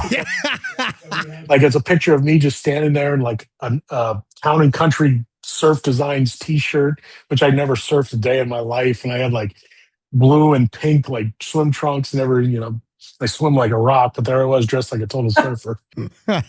But yeah, he like, and at that point, I got back in the car. My mom goes, "That was pretty awesome." I'm like, "Mom, I think I want to be a professional golfer." And that was it. And I was like 11 years old, 12 years old. And that was what kicked me off. So I still try to do that today because you never know. Like, I mean, I'm obviously not Arnold Palmer by any stretch of the words, even though I am like the closest thing I got to Arnold Palmer is I'm wearing pink today. You're looking fantastic, pal. But like, you know, you never know when you're going to change somebody's life. You know, that time frame looked like you playing in the Tiger Woods generation, you being a vital part of that California movement back then. What was that like? Well, I'll tell you what, like being able to play with him, like we played a bunch together. We kind of roomed a few times together, but I still think like if it wasn't for him, I wouldn't have been a professional golfer. Like he taught me how to work hard. He taught me how to practice. He kind of set the bar. He didn't teach me. I learned by watching it. Like he obviously wasn't going to give me his lessons. Yeah, he wasn't going to give me any secrets, but just watching him go through his mannerisms and what he does and what he did and just, you know, kind of setting that bar straight and high. So I was very fortunate to be able to play with him and a lot of great other players too. But they invited me a rules official, Stephen Cox, who the PGA Tour rules official, and a guy named Matt Kaminsky. We all work together. So we go there, and I don't know if anybody knows the story, but the year I won on tour, they took out the win and in. So I'd never been invited to play like the Masters, and I'm pissed. I'm bitter, right? Like I'm like, you know what? I know you are. I've always been a USGA guy. Like I said, the US Open was all my thing. So I like walked into that place and I'm like, I want to hate you. I want to hate you, Augusta National. I got there and I'm like, oh my God, this place is freaking awesome. Like it was perfect. It was 2 weeks before the Masters. So it was like, it was getting ready to get ready. You know what I mean? So we go out, we played 2 days. The first day we get there and you can't show up on property unless you're wearing a sport coat, which is, it's their rule. I'm not going to give you my opinion. I think you can tell my opinion, but I understand you have to wear pants there. I got it, right? But to show up, like, you know, we're driving up from Florida to Augusta, Georgia, and we're wearing shorts and t-shirts, and we had to like pull off at like the Piggly Wiggly and change in the backyard. Some Sweet Home Alabama movie Yeah, scene shit. Three naked guys putting suits on in the back of the parking lot. But anyway, so we get there, pull in, we're staying in one of the cabins, and I'm like, this is awesome. Oh man. Get out and play the first day, and we play the members tees, and I get a good drive. It was kind of windy, get there, hit like 7-iron to the back center of the green. Pin was right. I hit this putt and it rolls down like this. And I'm like, okay, it's not that crazy, right?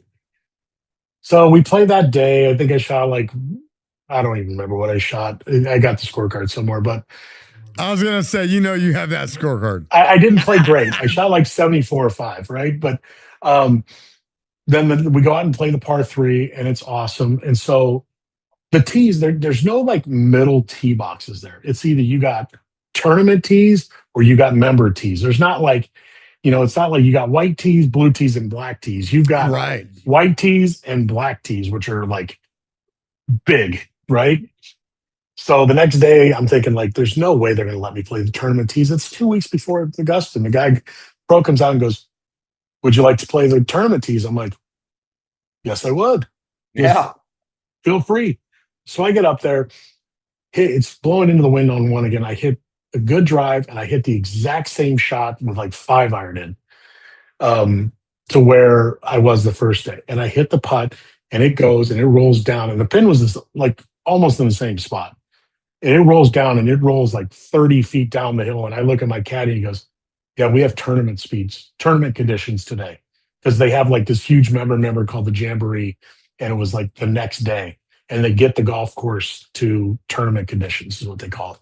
So they sped up the greens, and I'm like, oh my God, this place is completely different overnight. So I think I shot 79 or 80 and played my butt off. Holy cow. We're walking off 10. I walk back to the 11th tee, and I walk up, and you have to kind of walk down and then up. And then you get to this crest of the hill, which you don't really see on the members' tees. And I just stopped.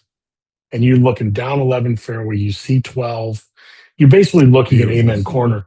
And I cried. Yes. I did. I'm like, gosh, this is awesome. And I may or may not have taken an illegal picture. I'm not going to admit to it. But, you can't confirm or deny. I cannot confirm or deny. It's and all of these thoughts rushed over me, who else has walked these fairways? Think of all the cool stuff that has happened. And it just was I just literally stopped for 35, 40 seconds and cried. Just looking down. It was a beautiful day. The flowers are starting to bloom. And it's and then I got really pissed. You son of it's you denied this of me. All I wanted to do was play the Masters just once, but it's pretty special. I was selling weed in college, and then as I got more acclimated to not sitting in a parking booth all day, because my dad ran a bunch of properties in Orange County, and he's like, you're gonna get a fucking job, and you're gonna help me out. And I was like, all right.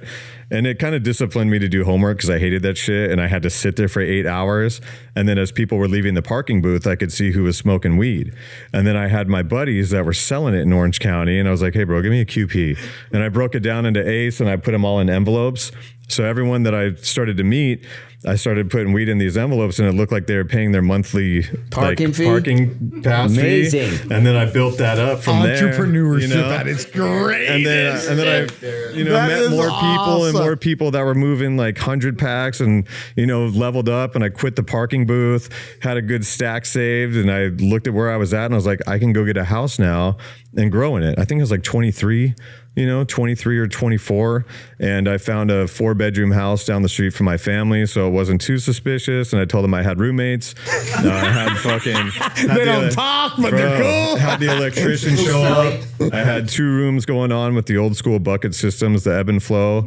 And my little office I had as a veg. And I would go to school all day, and those things would be just sitting there. I'd come home, they'd be watering themselves. And I had 2 rooms cracking. I was still moving a lot of weight at the same time, because on my free time I had, I'd go move packs, and then I'd sell my own harvest and Part-time at the parking lot. Yeah, right. Like, you know, parking lot pimping with a trunk full of weed, man, you know, and it was fun. You know, it was scary and it was fun. And I had way too many cell phones, and, you know, there was so many other aspects that started to develop as you get deeper into it that, you know, they're off-camera conversations, but you know, it was a part of the game, and I'm grateful to tread through it the way I did and learn the way I did to be in a professional industry now and not have the craft so frowned upon and just keep, you know, living the dream. The craft of cultivation over time has improved so much, which I think actually makes this industry even more fun and challenging, because when you're surrounded by people that are good or great at their craft, it kind of levels you up a little bit to stay in with like the current times of where the industry is going. And that's what I really admire about all the brands. I really don't care about competition. To each their own. Like, do what you do. Right. I admire everyone for what they do, because they're obviously there for a reason. And then when I get to see what people are doing, I'm like, I'm almost inspired by it, because I'm like, oh, fuck, you know, I love that brand. I love the quality they're putting out, and I hope I can match that or do better. So it's like you're always on that upward trajectory on just putting your best foot forward and maintaining a level of integrity for good quality. That's kind of what we've been all about from day one. The larger companies with the big money are coming in looking at us as a business, right? A profitable business, hopefully one day when the taxes aren't so ridiculous. But just to see big money coming in, it's nice, because we've been developing our portfolio for such a long time to hopefully build the value to team up with a lot of MSOs, like the multi-state operators and the big money coming in to help support the dream that we've built, right? And then there's the other hand of it where people think it's quick money, right? They want to get into the industry. They see dollar signs right away. Like, it's not the fucking green rush. You know what I mean? Like, this is a different game. And people think they're going to go spend millions of dollars on these huge cultivations, thinking that they're going to fucking take over and make all this money. I'm like, but you haven't at all studied cultivation. You don't know what really goes into the craft of growing good weed. I've seen it time and time again, $50 million facilities. I've walked through them, you know, tried to develop partnerships, and people straight up just grow weed, right? We on a connoisseur level don't just grow weed. Like, we have so much pride for the craft that when we do go through different strains and try to, you know, vet quality and what we want to put towards the brand, if it doesn't hit, because again, it's agriculture, you only have so much control of what you can do. We'll sell it in bulk to the market to go do whatever that market wants to do with it. You know, legal licensed companies that want to come in, use it for their own product that they're trying to white label for. You know, there's so many dynamics to it, but at the end of the day, I welcome the big money to come in and see who's who and who the real players are that have operated clean and have value to the brands that they've built. And then there's the other side, like I was saying, is like all these big honchos come in and they think they're going to get the big warehouses, they're going to take over, they're going to sell the best weed at the cheapest price. I've seen that model fail time and time again, so I don't worry about it. Right. You know, like when you get a good partner, you get a good partner and they understand the up and downs that come with it. And, you know, the big dream of taking over the world, like, you go ahead and do that. Hey, which one did you like better though? Which one? Trapping or the legal way? I love the financial support that the trap era offered, you know, because we were doing it at a time where the market wasn't saturated. We were willing to take the risk, and the circle was small, and you didn't really boast about it. You weren't being flashy. You were just kind of like on the low doing it. And now everyone's just like these trendy trappers coming out. Oh, I got the packs and like all this shit. And it's funny to me, you know, like it's jaw rule type shit we said earlier. I still think it's great. Like, go ahead and do that, you know, but like that era for me was so long ago. It's nice to see people reliving it, you know, like it's great, you know, go ahead. Like everything comes back. That's around, a compliment. Man. Yeah, I think it's a beautiful thing. Like, run it. I miss that era. I'm glad you guys are living it. But me, you know, there's like certain mindsets, and I want to build like a $1 billion empire. You know what I mean? Because we are on the front line of prohibition. We have established ourselves to go through the war to get where we're at today. Many, many years ago, we're like not starting right now and entering the phase of legal cannabis. We were doing it for so long. Yeah, the pioneers of it. You know, and there's guys way before me that I pay a lot of homage to, you know, especially guys up in NorCal, up in Garberville, Mendo, like Humboldt, like those guys, you know, half of the brands in SoCal were probably made with those relationships up on the hill. So like, you know, I take my hat off to NorCal, all the guys way up there that have put themselves out there, that lived a lifestyle within their family, that passed down farms. Like, I've been up there so deep where people heated their house off their oven and just left their doors open, and that's how far back they were and disconnected. But they grew huge farms. I was very blessed to see gigantic fucking plants and what it's like to grow on an outdoor level. I think in LA, we're more hiding in warehouses and just trying to keep it cool and blend in with the rest. And that's kind of us staying under the radar back in the day. It's like now, I mean, what, 3 weeks ago they told us there's fucking aliens. Now there's 100,000 alien fucking UFOs every day. I can't wait to see one. You're right. I want to see it. I want to see it. I want to see an alien. I want the proof. I do. Fucking come to the house. I don't want to see it. Don't feed us any more of this horse shit. Let's just go back to real life. We're tired of it. I'm tired. I'm turning off your bullshit movie. Ever since Roswell, you know, like how long are they gonna fucking drag it on for? Whereas you show us all this evidence. Where's this? I want the aliens to be like them Roswell aliens. Like, if we go into Whataburger and then two are just standing in there, holy shit, I knew it. They're all smoking joints and shit. I don't want living the good life. I don't want a 2026 alien. I want the fucking Roswell alien. When you go out in public, it's not hard to be like, okay, that motherfucker's an alien. There's always someone where I see him. Maybe it's Walmart, maybe where I'm at. Oh yeah, there's a lot of aliens. That's a fucking alien right there. Because if you accidentally run across some packaged marijuana, you're going to go to hell. I mean, it's just the scare tactics they've used on us forever. I mean, I was petrified as a kid. I remember thinking to my parents, my God, they find out if I smoke pot, I'm going to hell. We're going to kill Then you. I find out all the parents were smoking pot. I was like, holy shit. Yeah, on the low. You know, always on the low. They'd be like in the garage or somewhere in their backyard hiding from their kid and shit. You know, I remember going to like friends of mine's house that parents were smoking and, you know, finding old roaches and shit. And I'd be like so scared of it, or someone smoking around me and the smoke would come by me and I'd be like ducking it and shit because of what I was told as a kid. You know, I was like, you know, you grow up a little bit and you see the light a little bit clearer. You know? Joe showed me a video, speaking of pads. Yeah. You were on a motorcycle and crashed the motorcycle into the front of a car, and you come flipping over it, and then right when it stops, he goes, look, he doesn't even have gloves on. That was a good one. That was a fun one. I actually, you know, another guy, the guy called me to do that job. He's been Mark Wahlberg's double for years, and he's one of my good friends. And we just, you know, we did Lone Survivor together. We've done a lot of stuff together, and we always just push each other to the limit.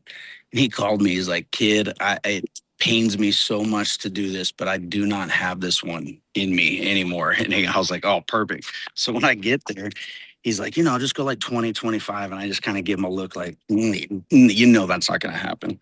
So I kind of had to go bigger than I was, you know, than anticipated, just because of who hired me. And I know that even if I did a good job, but not like gnarly like that, he would have gave me shit. So it's probably the only thing I've ever done. And he didn't have a comment afterwards.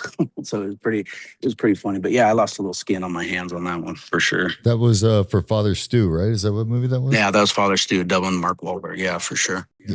Didn't you win an award or something for that, or was up for one last year? I remember. Yeah, you know, every year we have Stunt Award. It's like our Emmys or our Oscars that we have, and you know, different categories. And that one was for hardest hit. And, you know, it's voted on by other stunt people, and I won that one. So that was a cool one, because I definitely know that there's not too many people that would have gone for that one.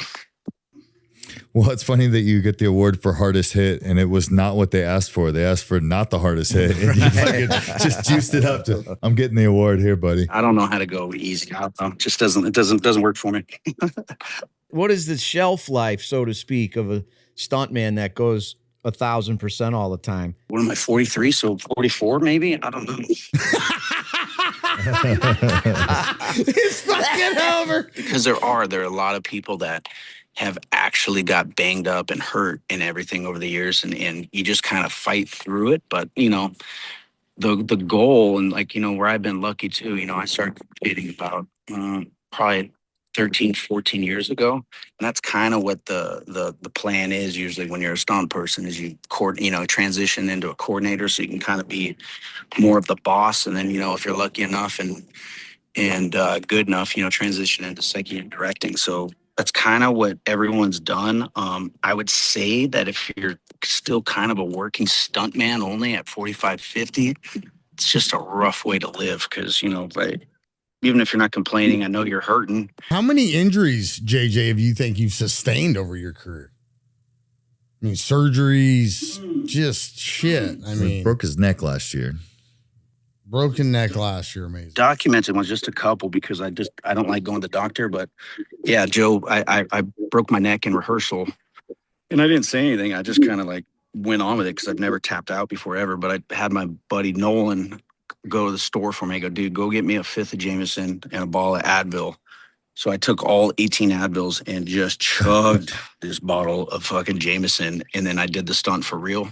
And then I was like, all right, I might be hurt a little bit. I still didn't go to the doctor. My wife was pissed. She flew out without telling me, and drugged me to the hospital. Sure enough, I had a broken neck and had to wear one of those stupid braces for 8 weeks. So I was pissed at her for making me go to the doctors. And he's more pissed off about having to wear the neck brace. Got other ones too that I just haven't dealt with. Probably a lot of head injuries. I drool every once in a while.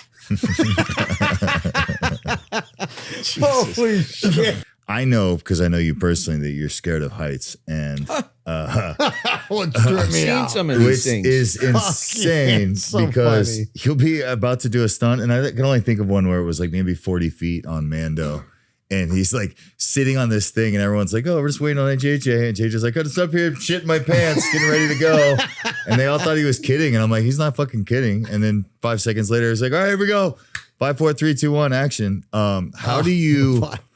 What is it? And this is me, your friend, just curious. What is it that, because you're usually the stunt coordinator, you get to make the choice of who does that high fall, and you still put yourself up there. Is it?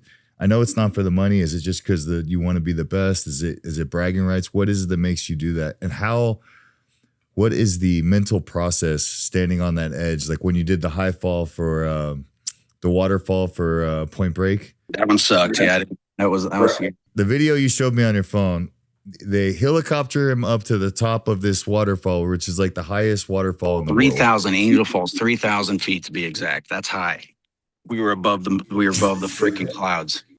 The helicopter goes above the clouds to reach the top, at which point they have built a rig for him to throw himself off the waterfall, free fall like 100, 150 feet, then get caught by the rope, brought back up so that he could fly back off.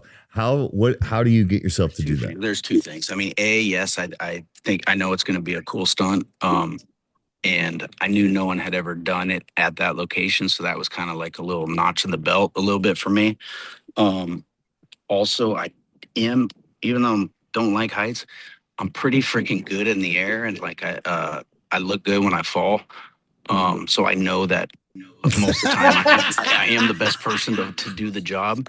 And then B, the other side of it, the personal side, like, I am terrified when I'm getting ready to do that, but that's kind of what I like about it a little bit. It's like that little extra edge, that we all have to push ourselves, whatever our fear is and stuff. That's my fear a little bit when it comes to stunts. And, especially as you get older and stuff, it just gets worse. So I try to put myself in those situations as much as I can just to keep my edge a little bit. We're on Mandalorian shooting this, the movie that just came out. And there was a scene where, obviously JJ signed himself up for the scene, but he was supposed to of course throw himself through this window, right? And they set up the mini tramp, and it's like maybe 20 feet he's gonna go or whatever. And JJ just pulls the mini tramp back like an extra 15, 20 feet to make it even more sick. And he fucking goes for it. And in the air, you just hear, oh shit. And he's like, definitely not going to make this window. And he just eats boom, stuck with his leg sticking out, just eats it on the hip. Oh no. And he's like, I know he's in pain. And he's like, no, we're running it again. We're running it again. He did it again. And I think, was I wrong? But that was the one they used. I think I have that one. I wanted to send that one to you, but whatever reason that show is so weird about videos anywhere, but dude, that one sucked. Being on Lone Survivor, and I doubled Taylor Kitsch, who played Mike Murphy. Just being on that film, telling that story, and working with those veterans, and having the responsibility of making those falls and everything look as gnarly as possible, to do halfway justice of what those boys went through. Like, to me, that's always that forever will be my favorite film I've ever worked on so far. And just the relationships and lifelong friends of some of the SEALs that we worked with on that show. It's just, I mean, I still have lifelong friends that there, there's one guy that, Johnny Hoffman, I've had to call him a couple times for like some pretty gnarly, shady shit like that I had to deal with. Not necessarily like illegal. I don't want to start any conspiracies. This is not fucking breaking news, okay? JJ5. There's nobody. We didn't put anyone in the ground. Nothing like that. I was just gonna say gnarly. There's just that show forever for me will be. I'll remember that one forever. For sure. Yeah. Hey, some of my favorite things, like cowboy movies, old ones or new ones, when they're like running full speed on horses and getting shot off their horse and flying off a horse. Do you do stuff like that as well? Yeah, no, I definitely do that stuff. Joe, actually, Joe's first like big long run, we did American Primeval, which, I mean, I've done a lot of Westerns. That was probably my favorite just because it was so gritty and we did everything we did on that show was real and just gruesome and pretty gnarly. So, and you did Mags. That's hard work. Everyone thinks it's cool to do a Western, but it's a lot of hard work. It's a lot of hours. It's in very uncomfortable outfits. It's in heat. It's definitely takes something to do those. Then I met Chuck Liddell, and we know Chuck. I seen him, imagine if you didn't know Chuck and you saw him, you'd be like, look at this cornball with like his mohawk, his tats. I'm like, oh, this dude's cheesy. He has Campo. He was wearing like a Campo jacket. I think I ran into Taco Bell. I talked to him. He's like, come by the gym. I'm like, oh, dude, I'm going to fuck this guy up. Not realizing he's a badass. He's just so cheesy. I can't wait to go and just destroy this dude. This is gonna be so fun. Went into his gym, all like cocky, dress up, be like, get in the cage, thinking that I'm just gonna dip him on his head and beat the shit out of him. Go in there and shoot, and he just fucking sprawls, heavy ass hip, just boom, I flatten to the floor.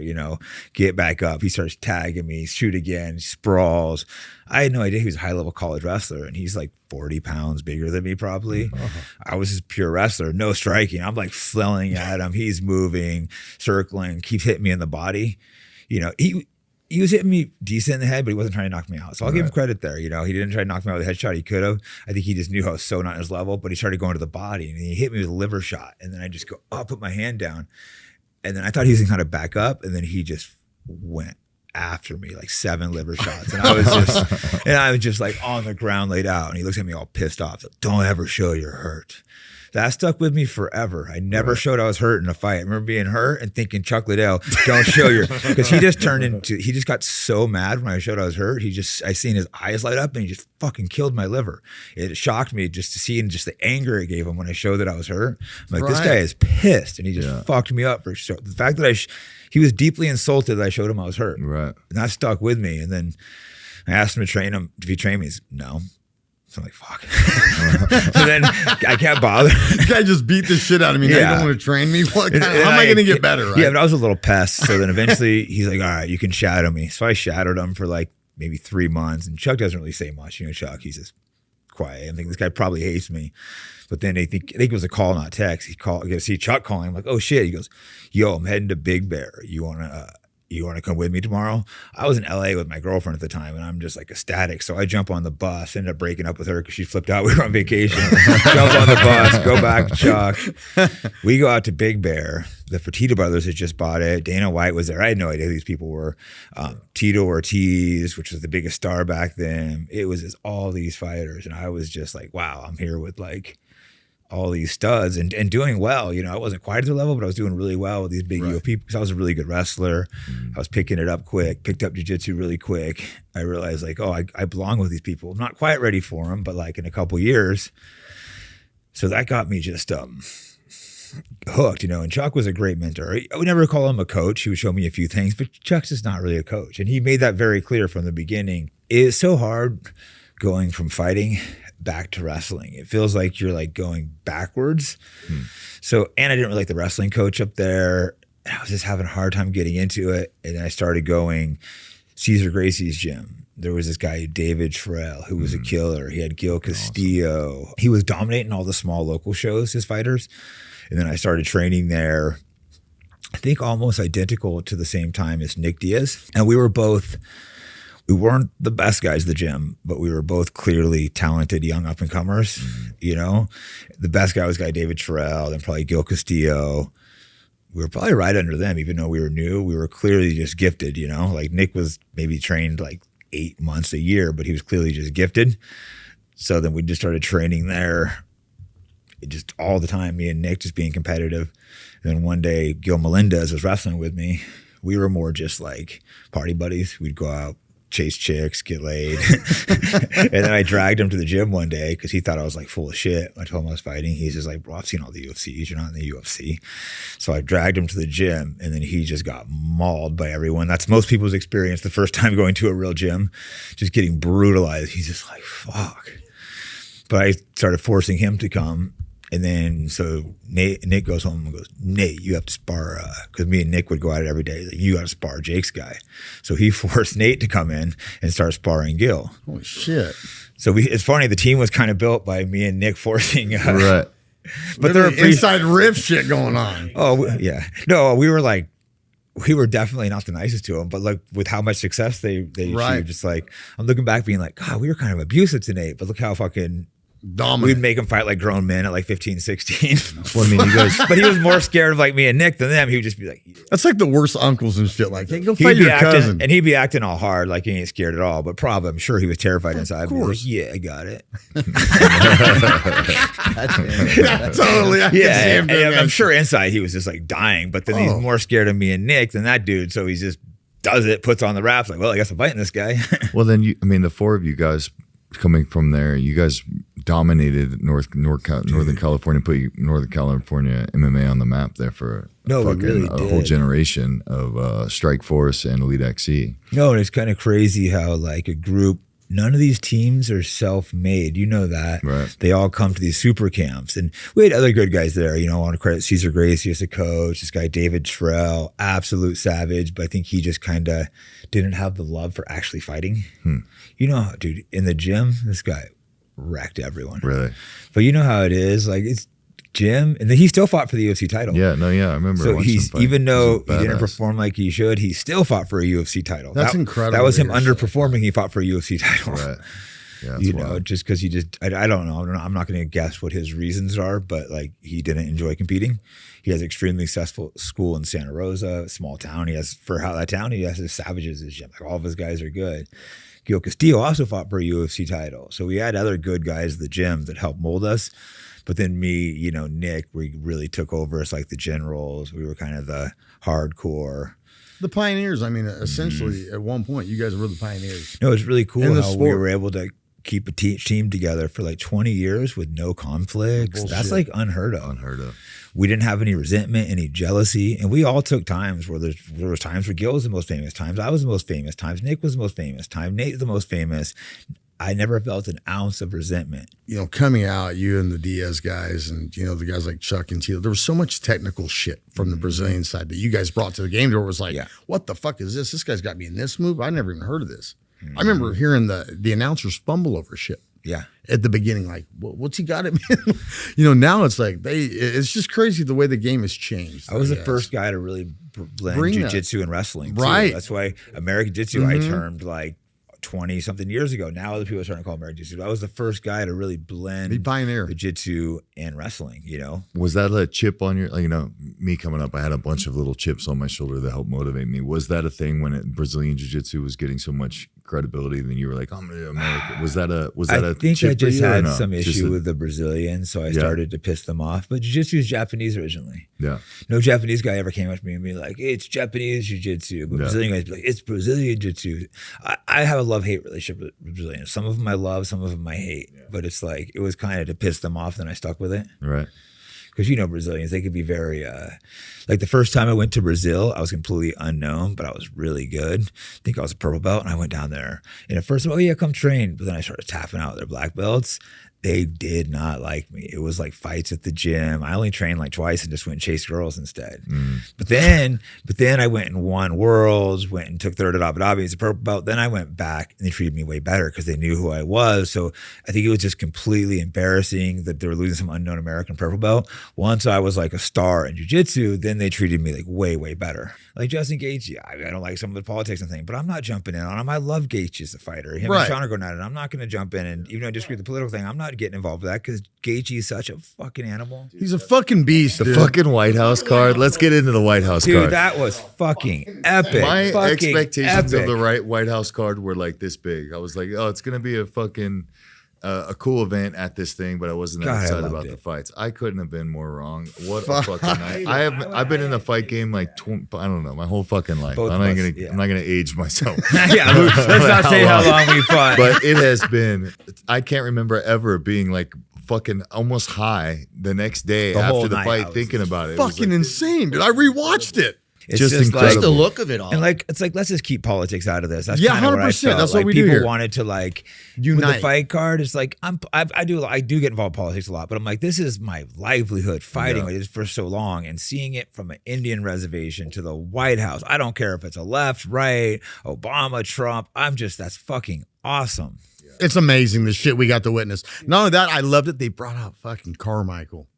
And they brought Bastrel on it. It was like, dude, you brought out dudes that we all grew up with. The guys doing the crazy backflips. It's like, could you imagine our founding fathers taking fucking backflips on the White House lawn? Holy shit! And then Gaethje's post-fight fucking comment or whatever, they're like, oh, I think you were a 6-1 underdog. And he was like, I'm American. And 250 years ago, America was more than a 6-1 underdog. I was like, fuck yeah! No, that's why like people want me to talk shit on Gaethje and the Sean thing. I'm like, I'm not talking shit on Gaethje, bro. There's no way I'm talking shit on Gaethje. Unless he personally insults me, no way. This guy is an absolute savage American hero. Fuck yeah, man. I bet on him too, bro. I did too. Fuck yeah, dude. I can't believe the disrespect of 6-1 underdog with Gaethje, bro. I agree. He's not coming off a loser streak. This guy is a killer. Right. And don't get me wrong, I had Gaethje as an underdog, but like 2-1. I saw that 6-1. I'm placing that bet. 100%. What I'll do, I'll make kind of rough odds in my head, and I'll look at the odds. If something looks way off, then I'll place bets. It has to look way off because the bookies are fucking good and they charge you the fee to play. 100%. I've been doing good, on Sean, that one. Bro, credit where credit's due. Gaethje's coach between rounds was the best coaching I've ever seen in any of my time watching in the UFC fight. It was so fucking good. What was he telling him?